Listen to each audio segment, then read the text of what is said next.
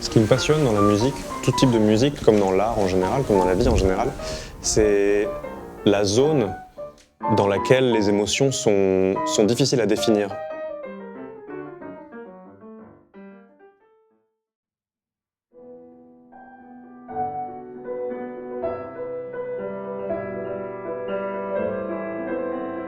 Un passage musical dans lequel on ressent une joie immense, mais dans laquelle il y a aussi la nostalgie qui va avec. Je trouve ça absolument génial et c'est ce que je retrouve chez des compositeurs comme Mozart ou Ravel, Thelonious Monk ou Miles Davis, Coltrane, Keith Jarrett.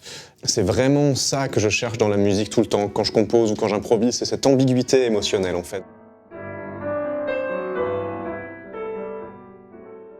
Et aujourd'hui, je suis un peu à une sorte de point de confluence comme ça, où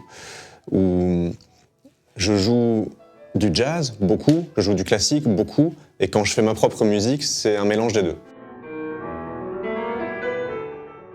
Dans le dernier projet que j'ai sorti, qui s'appelle Mozart Paradox, j'ai pris certains de mes thèmes préférés des œuvres de Mozart, et j'ai essayé d'en extraire une essence.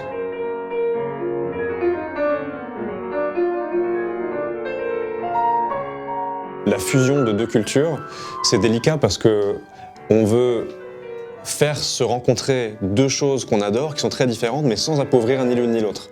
Ça demande une connaissance très approfondie des deux cultures et de la créativité pour les faire se mélanger d'une façon qui nous est personnelle. Et ça, c'est quelque chose qui me passionne dans la musique.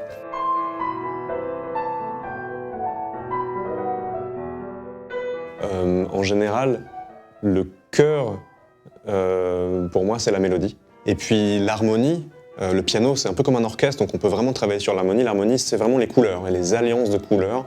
Et puis le rythme, c'est évidemment le relief. On joue avec ces paramètres-là, l'équilibre des lignes, des couleurs, des textures et du rythme.